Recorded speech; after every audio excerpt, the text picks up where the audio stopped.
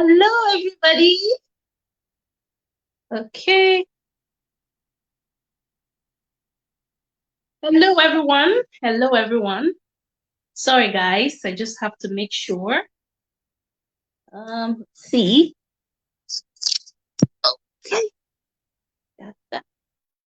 How are we all doing today? How are we? I see there are two people. Ooh, me. How are we all doing today? How you guys doing? Let me know if you can hear me clearly. Let me know if you can hear me clearly in the comment section. Welcome, welcome, welcome. This is Beatrice Oti. I am your expert panelist with Canada International Working Study Resource Center. I'm your host today, and today we'll be talking about an interesting topic. I see there are three people waiting. I do apologize, guys. I believe I was okay. 2 minutes. That's fine. I just want to make sure everything is looking all good. Wow, we have four people. Yesterday, some people were having a little bit of a difficulty. They said that there were cracks. So I would love to know I would love to get feedback from your end. Are there any cracks in your end? Can you hear me clearly? Is the internet stable from where you're watching from? Just let me know in the comment section.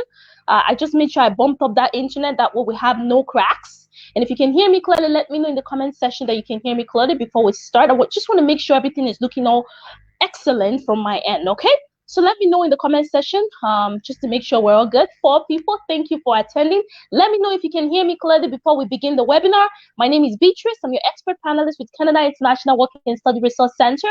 If this is your first time joining us, then you've been missing. Please go listen to our previous webinar. If you're watching the replay, please, I want you to follow Canada International Working and Study Resource Center. Who are we? We are your go-to consultancy firm, and we help you migrate to Canada smoothly, avoiding any delays, avoiding any hassle. We are ethical, we have integrity, we are RCIC licensed, which means we're regulated by the government of Canada. Okay, so nothing to worry about. We have our branch in Canada, and we also have a branch in Nigeria, Lagos, Nigeria. So if you have any questions, let me know in the comment section. Today, I'm open to take a lot of questions because our topic is not really bulky compared to yesterday. So if you have any burning question, let me know in the comment section. We'll be taking tons of questions today, okay? So if you're ready, let me know you're ready in the comment section. I want this to be interactive. Let me know if you're ready in the comment section, and let's proceed. Who is ready? If you're ready, say hi. Whoa, we got 9 people. Whoa, today's gonna be fun. If you're ready, I want you to say hi. Hi, I'm ready. I'm ready. I'm ready. And we should be good to go. If you're ready, let me see it in the comment section. Okay. So let's see. Who is ready today? Who is ready today? Okay, so I'll proceed. I just see one person saying hi. Okay, that's fine. We'll go ahead and proceed today. So our topic today is avoiding inadmissibility in Canada. Okay, a lot of people just have that idea that, oh, as long as I have money. Okay, Christina Sedu, welcome. Says hi, I'm ready. Thank you so much, Christina. And you've been watching our webinar. I really appreciate you taking time watching our webinar today. So we're good to go. So first of all, yesterday we talked about permanent residency, we talked about postgraduate work permit, we talked about study permit, we talked about quite a lot of things. Do you know that if you do certain things, Olufemi says I'm ready. Okay, welcome Olufemi Babatunde, welcome Sahid Olarewaju, welcome, welcome. Let's go ahead and proceed. Adedoyin says hi, thank you. You can all hear me clearly.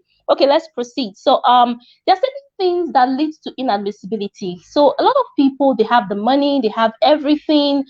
Some people don't have the money. We'll get to that. But a lot of people, they have the money and they have everything. But for some reason, their application usually gets denied, and they keep wondering, okay, why is it that some people's application get approved on the first instance, or why is it that some other people the application gets denied? Right? So we'll be talking about certain things you need to avoid. Now, this is the reason why we always suggest to use our service, because if you use our service, we are RCIC licensed. We know these things. We know certain things that will lead to denial. We know the things you need to do to get an approval. So we always suggest you use our service so you can get an approval. One of the biggest things that leads to inadmissibility, and the RCIC Canada in Immigration, Refugee, and Citizenship Canada, they're the ones who approve your application. We don't approve your application. Okay, so it's the government officials that approve your application. One of the biggest things is failure to provide proper and accurate supporting document. Okay, now I'm going to break that down. So for instance, I had a friend who her international passport had a different name from what she applied on her application when she was doing a permanent residency. So in the instance where she was doing her permanent residency, she got married. So she changed her name on her international passport, but her name on her application was different. Okay, so you want to be truthful. Okay, if you changed your name, you want to ensure you submit a supporting document stating, oh, you got married, or something happened along the line, and make sure you provide supporting document. Another thing that leads to inadmissibility is if the names are not matching. Okay, and if you are unable to provide your financial sponsorship letter. Okay, you are unable to provide your financial sponsorship letter. How you going to feed? How you going to clothe? Okay, so these are things that can lead to a denial. Now I'm going to talk about how to navigate that, and that's the reason why we always suggest you guys use our service, because we can tweak whatever it is. Like, we've been doing this for years, so we know what's going to lead to an approval, we know what will lead to an instant denial, and that's the reason why we tell you to give us all the necessary document. For people who are going to be doing like a degree or a master's, we usually tell you, hey, make sure you give us your transcript, make sure you give us your degree, make sure you give us a financial sponsorship letter or a bank statement, make sure you give us these things, because if one or either of them are missing, instant denial. Okay, they don't waste time, because they have like 1 million applicants sending applications, so why would they want to waste time on your application? So you need to make sure everything is filled in correctly. And that's it brings me to number two, the reason why there is a big denial is filling your application. So some people, they don't fill things well. Maybe they want to save money and they don't want to use a consultancy firm like us, and then they don't fill things properly. Okay, so like, if you are going to send in your express entry document, and then the part where they ask for you to fill in your name and you put something else there, or they ask you, okay, how many years work experience do you have, and you say you have 6 years work, it says here, I'm here. Oh, welcome. Olayemi, welcome. Oswald, welcome. Adedoyin, welcome. Fonsu Adedeyi, welcome. Thank you so much for taking your time out to join us on this interesting webinar. So I'm talking about avoiding inadmissibility. And this is very crucial, because there are people who keep applying again and again and again, and they're always getting denied.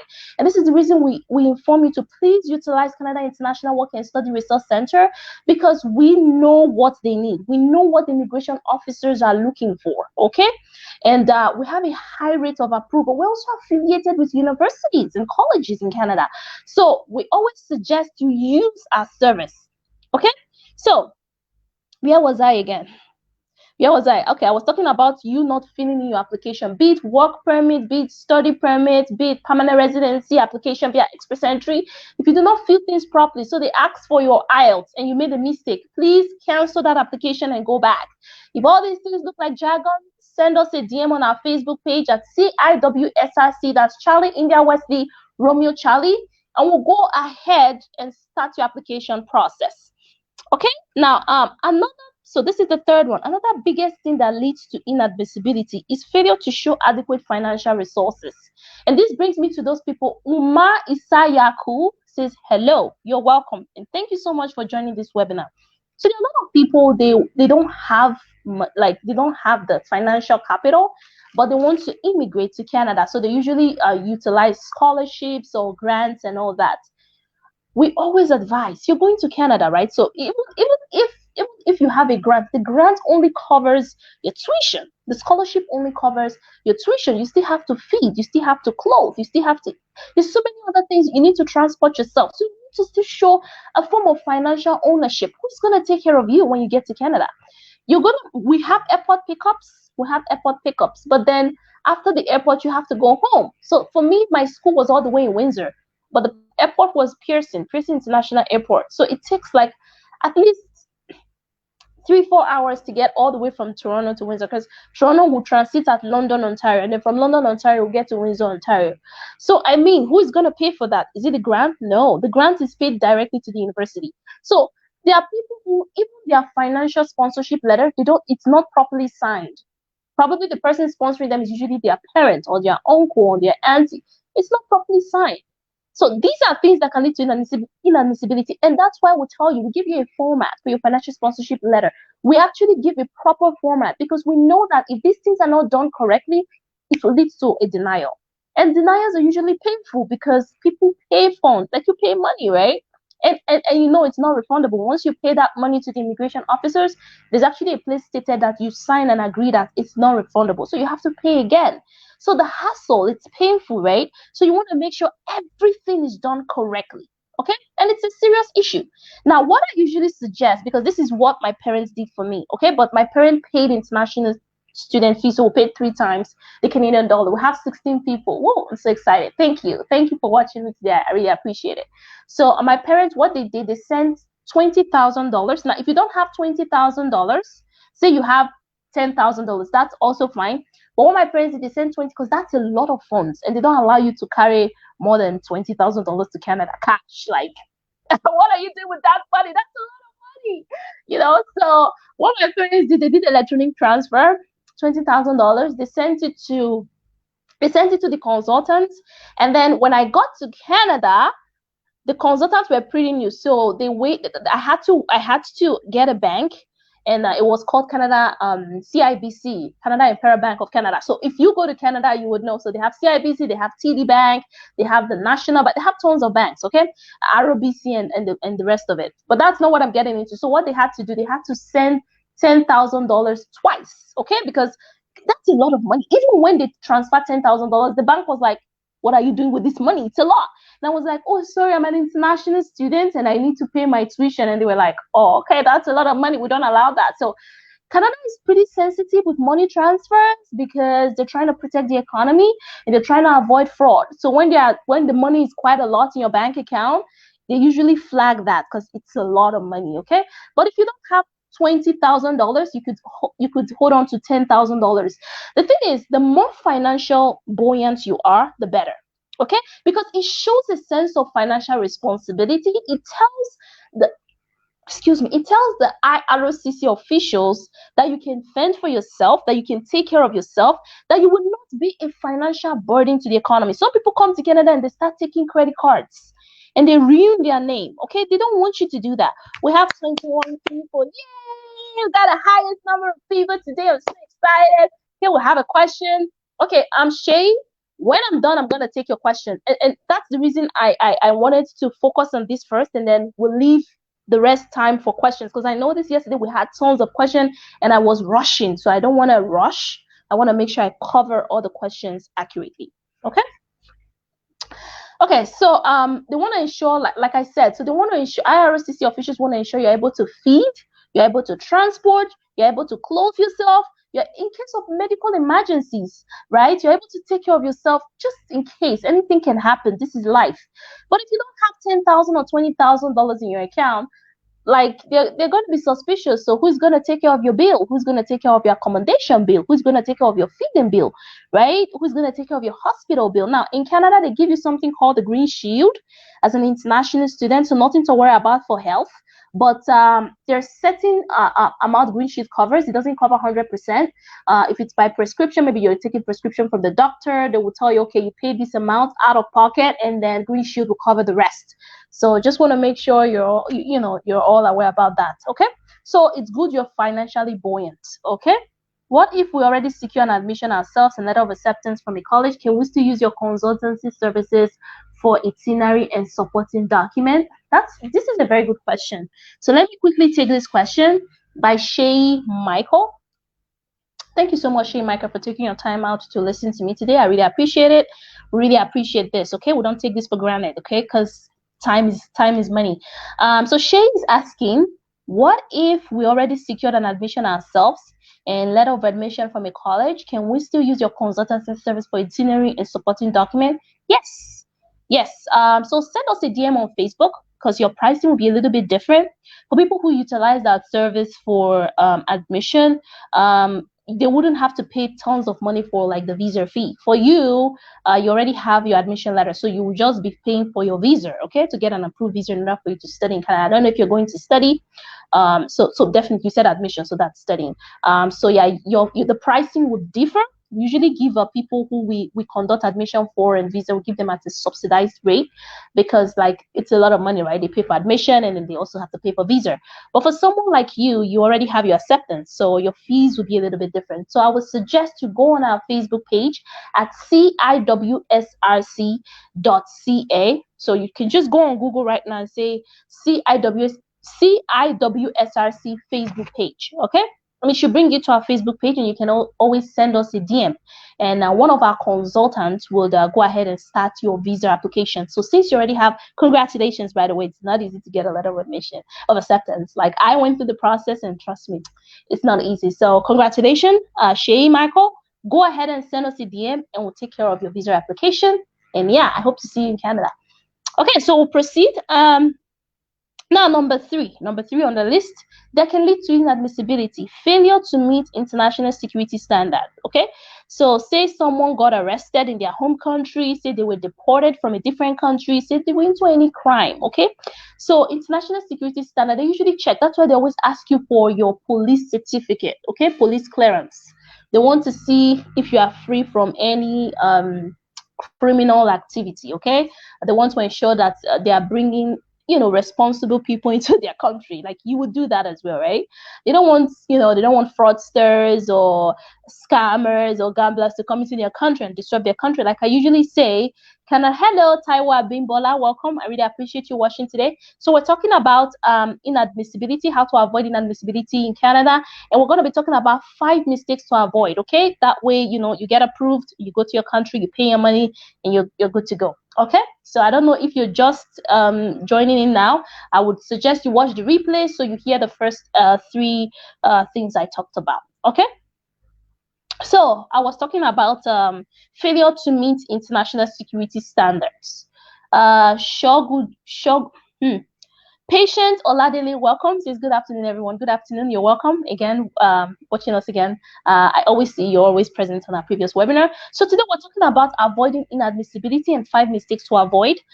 So we're currently talking about failure to meet international security standards. So people who they were deported, or they got into any criminal activity in the past, or they have a bad record with the police. Maybe they killed someone, or they smuggled drugs, or just the list of criminal activity. So you want to stay clear of that. So when you're in your home country, make sure you're responsible and you're well behaved, because the moment the Canadian officer sees anything that has to do with crime, instant denial. They're not even going to joke with it, because they're trying to protect their citizens, right? They don't want someone who will come to their country and the person is killing people. Nobody wants that, right? Okay, so they're trying to preserve their country. Number 4, medical ailment.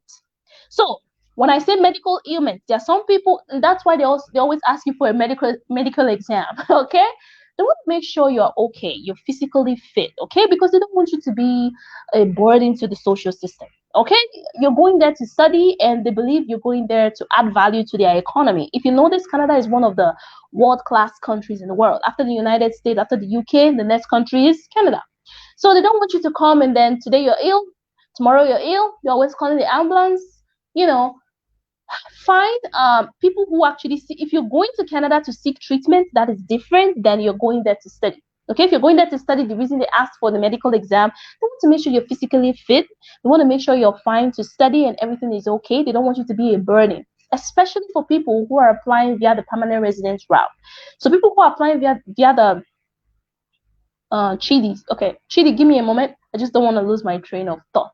People who are applying via the permanent residence route, you have to submit a medical exam that states that you're medically fit. Because if you're not medically fit, I am so sorry. Even if they give you an invitation to apply, you will not get your permanent residency. If you have HIV/AIDS, you will not get your permanent residency. If you have any chronic illness, okay, let's say someone has a liver disease that will take 10, 20, 15 years to cure, unfortunately, you're not going to get your permanent residency. I know it sounds painful, but these are things that people don't look into, and they just jump and say, you know what, I want to go to Canada. How is your health? Are you a sickler? Okay, so there are certain things you need to, make sure you're pretty, you're well physically, you're healthy. They want healthy people in their economy. I know. It kind of hurts. It kind of sucks. I had a friend who was sickle cell anemia. She had to go to Ukraine or a different country. Unfortunately, Canada did not give her. She had the money. The money wasn't the issue, but they were like, she needs to work on her health, because they don't want her to become a burden, a social burden to the economy. Even people who are sponsoring, if you're sponsoring your spouse, make sure they are medically fit, because if they are not medically fit, unfortunately, they are inadmissible, and that's what we call inadmissibility. Okay, and usually, and I'm going to tell you how to navigate that. So when the Canadian government says you're inadmissible, what do? I'm going to tell you what to do. Okay, and the last but not the least is inability to submit all required documents. Okay, this is very important. No one is responding. Taiwo Abimbola. Yeah, don't worry about it. Someone will get to you. So don't worry about it. Once I'm done the webinar, Taiwo, I'm going to report Taiwo Abimbola. Let me write down your name. I'm going to tell my management team and they're going to follow up with you, okay? Yeah, we pretty have tons of people who are looking to come into Canada. Imagine we have like over 1 million people sending us a DM, okay? So it's not like we're ignoring you. I do apologize. Sorry about that, but someone will definitely respond, okay? Just give it a couple of hours. But once I'm done the webinar, I would send a message to the responsible managerial team, and they'll go ahead and assist you and respond to your complaint. Okay, they'll go ahead and process your. You said you needed to submit or you want to use our services for order supporting documents. So nothing to worry about. Someone will definitely get back to you. Collins or Kushili says hello, Collins. I really appreciate you showing up today and watching our webinar. Chidi Okoro says just joining, you're welcome. Joshin Opera, hi, just joining, you're welcome. Okay, Joshan Opera, hi. Taiwo Abimbola, no one is responding. Okay, like I said, someone will join you shortly. Okay, so how do you resolve an inadmissibility? How do you resolve a denial? So let's say I won't say all of you, I trust all of you are going to use our services and you're going to get approved. But let's say someone, okay, gets a denial. How do they resolve that? So the first thing they do is they submit an appeal. Okay, so they usually send you like a letter, like a denial letter. It would say this person is inadmissible because they did not provide this document or because they do not have the ties in Canada. So you want to correct that by sending in the right document, or correct that by doing what they want you to do. Okay, probably the Canadian officials, they are not satisfied. We're not satisfied that you have the funds, so you have to show them. You have to show them that you have the necessary funds. It could be something else. Probably they'll say, oh, they're not satisfied because of your medical condition. Then you want to take care of yourself and make sure you're okay. Oladipo Alaba says, hello, welcome to the webinar. So these are things you want to submit an appeal and correct the mistake. And here, this is where you will need our service, because we know what leads to inadmissibility. Okay, we know what leads to inadmissibility. So what we do, we would ensure you do not even get inadmissible. We ensure on the first try you get an approval. But in instances where you get a denial, we'll definitely work and correct that for you. Okay. And yeah, another thing I was going to mention. Excuse me. Another thing I was going to mention, if they've denied someone twice and they're still making the mistake again and again, it could lead to a ban. Yeah, Canada do ban people. I know someone who they banned for 5 years, never to, and once they get a ban, it's not good to apply again. That's not good. If someone gets a ban, it means they can't come to Canada for 5 years. So they probably have to wait after 5 years to submit an application. It's even bad. You don't want to get into that. Once they send the rejection, and they need you to correct the mistake, go ahead and correct the mistake before reapplying. Don't be stubborn. Okay, they tell you to do this and you just do whatever. Okay, so here you will need to use our service. Okay, so let's say they say the mistake is you don't have enough finances. Okay, they are not satisfied with your financial standing.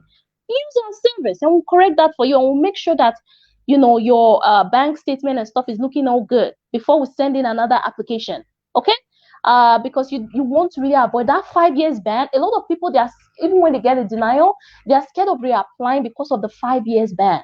Okay, so you don't want to get into that situation. So I would suggest at that point, go ahead and book a consultation with us, and we'll go ahead and submit an application for you to correct the mistake. Okay, so that will be it. 5 mistakes to avoid.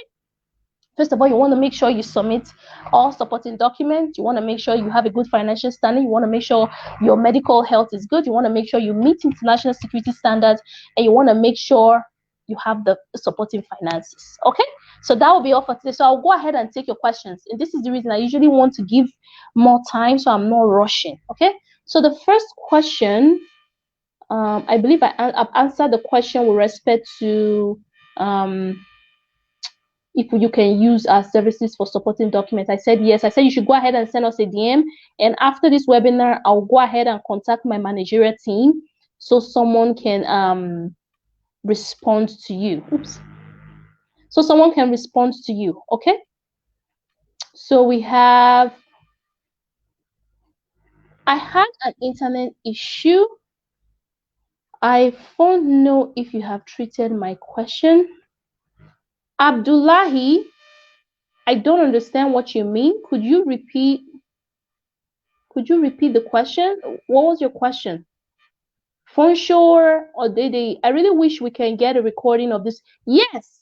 So this webinar, you can watch the replay on Facebook.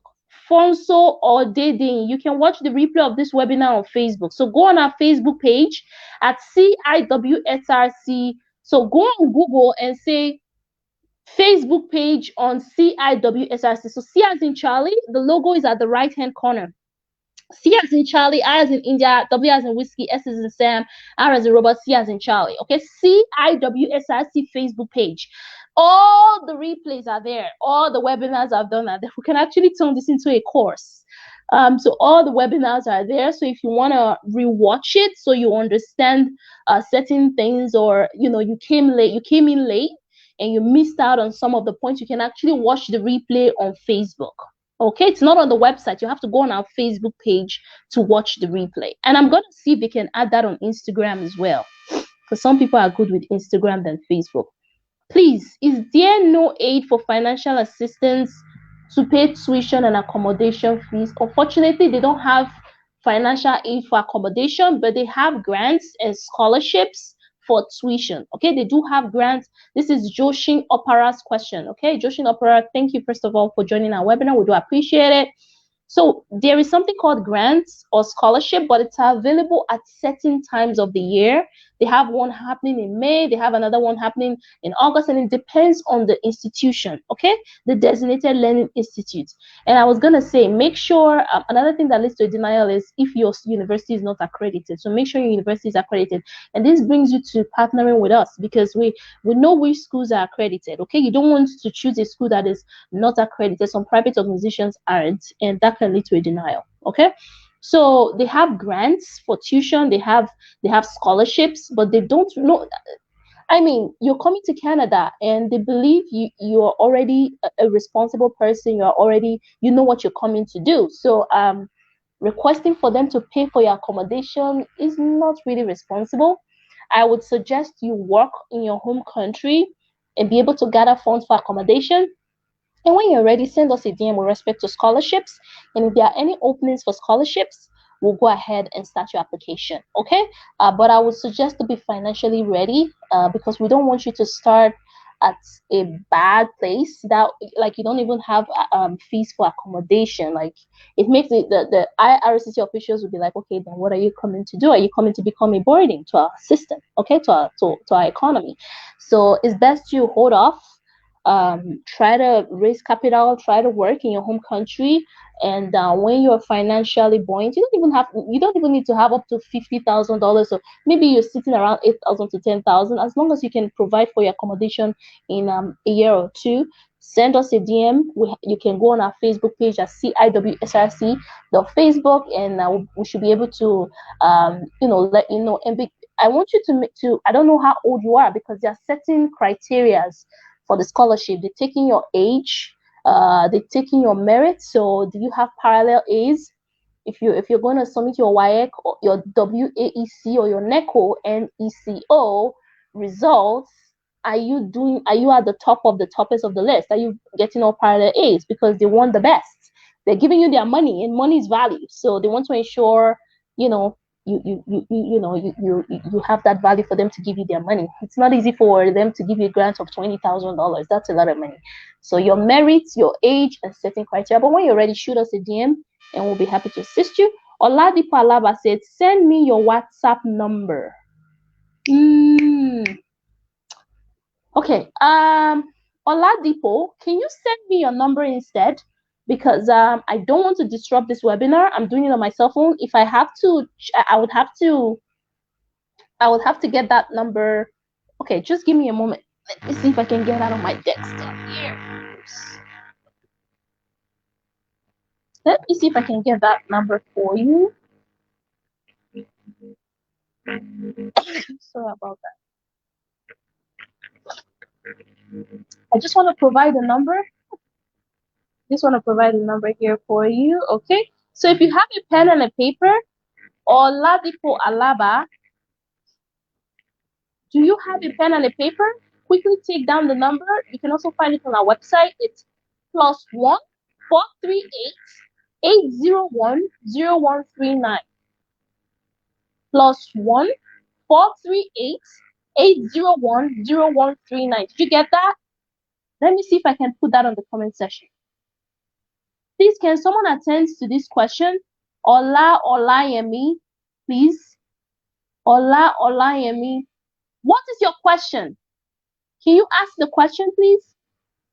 I have started your service here in Nigeria, but yet to receive my admission. I do apologize for that, but we will definitely get in touch with the school to see your status, to see what are they saying. Have you been admitted? And what's causing the delay? Now, keep in mind there are tons of people who are looking to get admission, over 1 million or 2 million or even 5 million people. So it does take a while, but Chidi Okora, I'll definitely also inform my management team so they can go ahead and, let us know what's happening with the admission. You can always send us a DM on Facebook, okay? Or Ladipo, what of UK? Okay, so we are Canada International Work and Study Resource Center. We're currently not working with the UK, but I can ask if they're able to liaise with the UK. But for now, I doubt. I doubt. We're currently working we're located in Canada, so Canada is what we're working on. But I can always ask. Okay. What are the likely medical issues that can disqualify an applicant? Like I said earlier in the webinar, if you have like a kidney problem, that a chronic problem, it's going to take a long time, say 10, 20, 30, 40, 50 years. Those are situations that can lead to, like, because they want you to be fit. Or if you, God forbid, if someone has HIV/AIDS, okay, that's a problem that will take a long time. Or let's say someone has diabetes, okay, so certain illness that is chronic, if it's acute, no problem. If it's going to take 1 week or 2 weeks, like someone, I have a flu, like, of course they will allow you in, right? Flu, you can take care of a flu. Or even if you have malaria, you can take care of malaria or typhoid. But if you have if somebody, let me not say you, if somebody has like HIV, somebody has diabetes, or somebody has a chronic kidney or liver problem, it's going to take a long time, especially if they're going to be applying via the permanent residency route. However, if they can prove that illness, if they can prove that the chronic illness they are treating it and it wouldn't be a burden to the Canadian economy, the officials can approve the application, as long as it's not a burden on their social system. Okay, they don't want to have to be spending on your health again and again, because they're already spending on people in the country that have health problems, and it's going to be challenging. Imagine treating over 50 million people. Okay, so they already have stats. Canada is very organized. Okay, Canada is extremely organized to the core.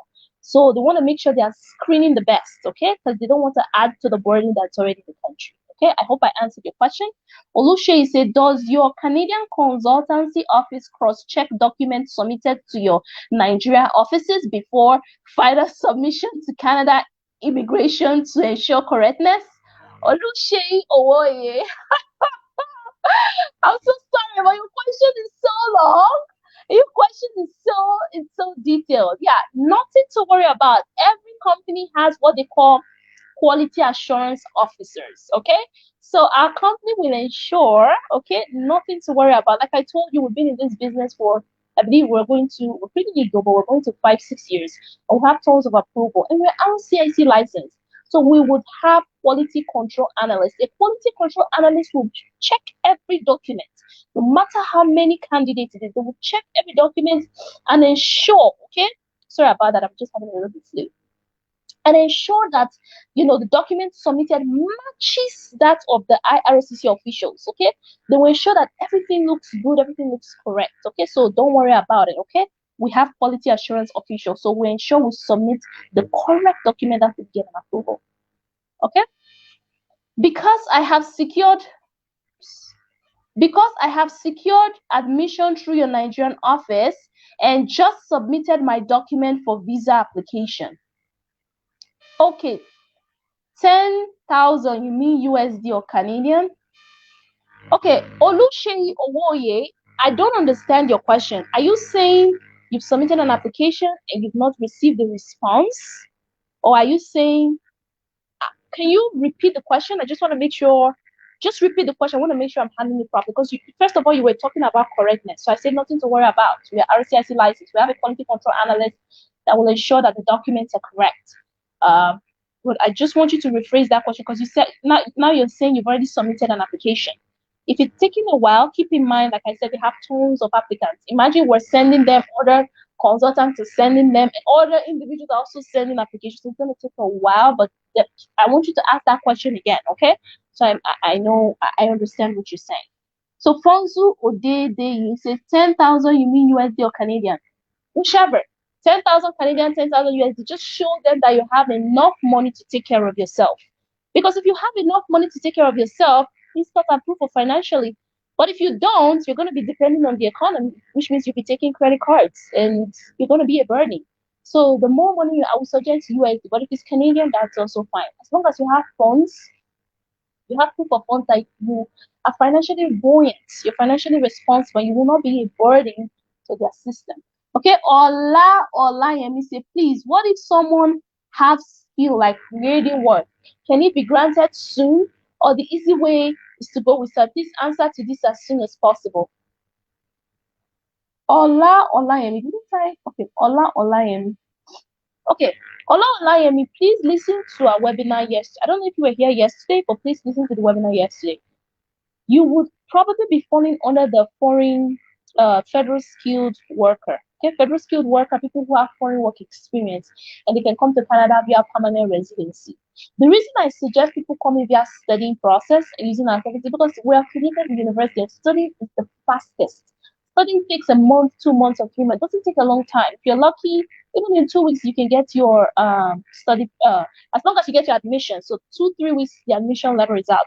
And when the admission letter is out, we'll have to submit that to the Canadian officials for your study permit. Okay, so studying is faster. But if you're going to do permanent residency, you will need to submit an application under the federal skilled worker, and that means you have foreign work experience. And then if your CRS score is not meeting up, you have to wait 1 year, 2 years, 3 years, 4 years, except you get a provincial nomination. So it takes a while. It's not impossible, but it takes a while to come into Canada via permanent residency route, but it's possible. If you have a skill trade like welding work, that's fine. You can come to Canada via permanent residency. But are you able to wait? It takes time. Okay? If you're not able to wait, then go through the study route. But if you're able to wait, then calm down. Use the money you're going to use for studying to apply for permanent residency. Because imagine going to school for 2 years. I don't know if you're going for your master's, which means you have to spend like $30,000. So 10,000 per semester. 10,000. I believe the masters take a year and 6 months or 2 years. I don't know, but it's going to take at least 30 to 40,000. Now, if you were to come in via permanent residency route, you can show that as your proof of fund, and then you would have. You won't spend up to 30,000. You could spend like $16,000-$17,000 a year in Canada. So if you're able to wait, if you can be patient, then use the permanent residency route. But yes, you can come to Canada using welding. There are even people who don't even have that skill in Canada. On admission application process with your company, but they are requesting a syllabus for the course I did in year 1. Can I please to get it waived? I already gave my transcript with other genuine documents. Okay, let me read that again. I'm on admission application process with your company, but they are requesting a syllabus for the course I did in year 1. Can I please to get it waived? I already gave my transcript with other genuine documents. Okay, so the question is a little bit funny. I apologize about that. So you said you did a course and then you want to get that waived. Can you send us a DM on Facebook? Because this looks a little bit tricky. I want to make sure I understand. Joshin Opera, send us a message on Facebook. We are not the ones that approve your study permit. I just want you to know that what we do will guarantee your admission. Study permit comes from the Canadian government. So if you need us to waive anything, we won't be able to waive anything. As long as you have your transcript and everything, other documents look genuine, you should be fine. But I would say, please, this you have a syllabus and you have a transcript.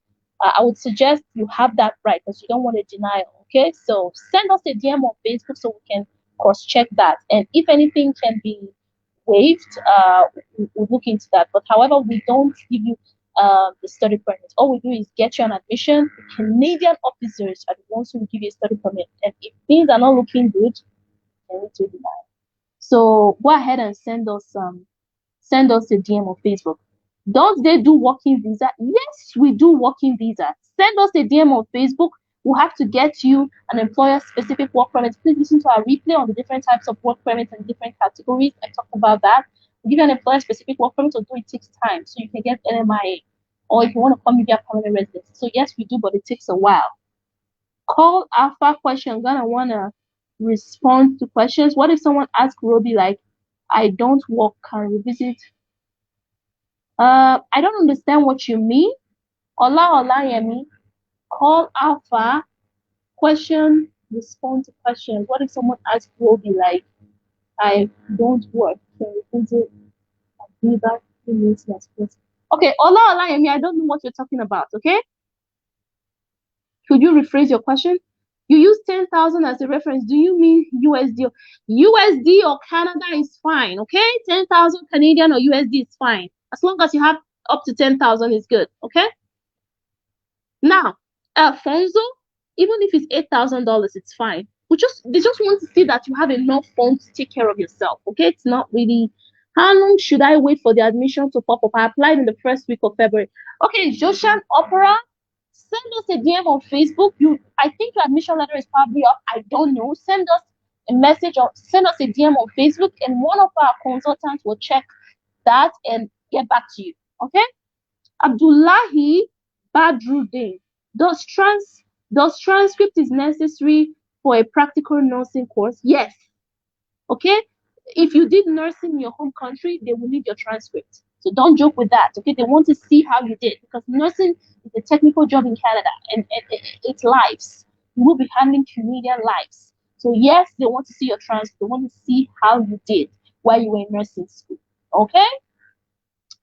Okay, so that's the end of our question.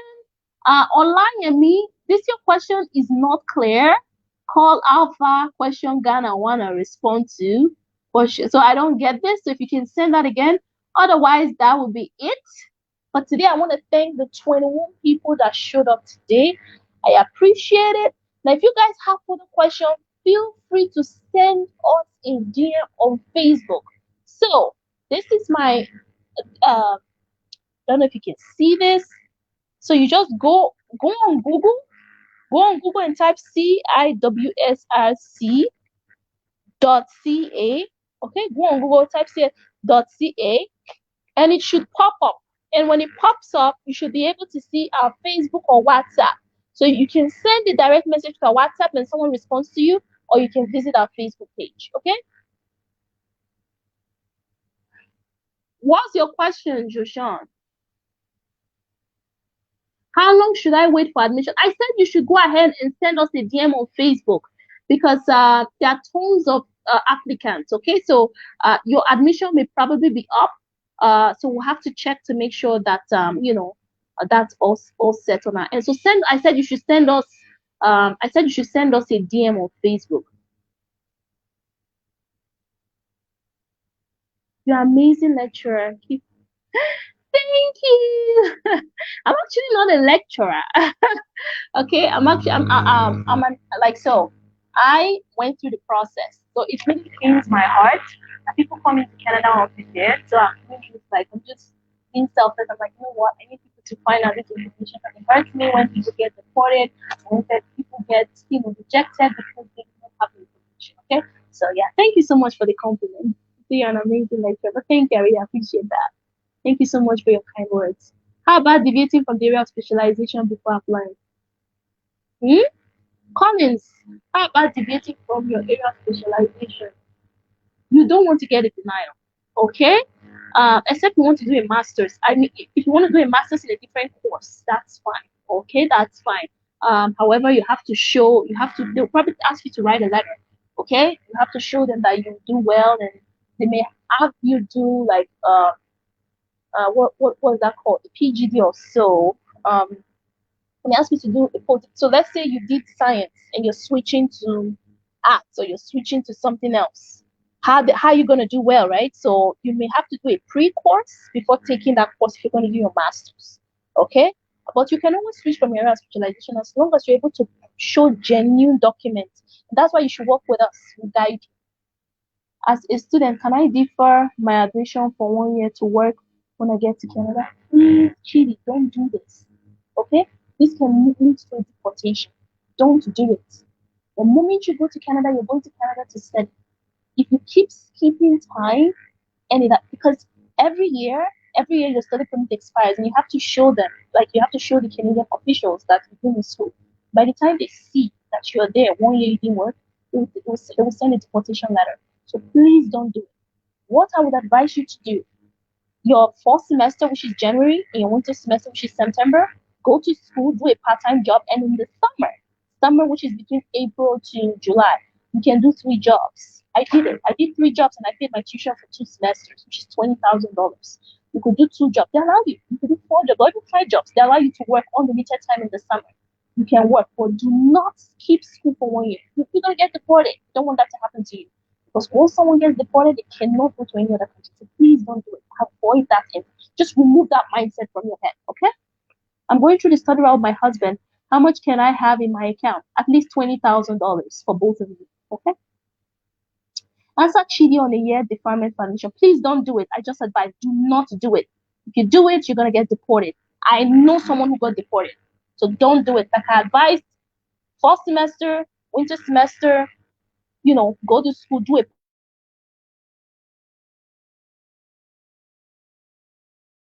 You work with, or you work with all the schools in Canada. First time watching a webinar. Modupe, you should listen to our previous webinar on Facebook. Thank you so much. It's a pleasure to have you watching us. Yes, we work with tons of schools, so don't worry about any school you want to work with. That's fine. Work with all the schools in Canada were created, any of the university or colleges. Okay, so nothing to worry about. Send us a DM and we'll start your application. Okay, any more questions? It's almost an hour. I'm glad I did make it short because guys, you asked a lot of questions today. That's a lot of words. Okay, thank you all so much for watching. Thank you so much for today's webinar. I just love this lady. Please let's give a shout out for Shogudo Oladele Patience. This lady has been showing up consistently. Thank you so much. We're going to give a round of applause for watching our webinar. And every other person, thank you so much for listening. That will be all. So it's going to be till next week, Tuesday.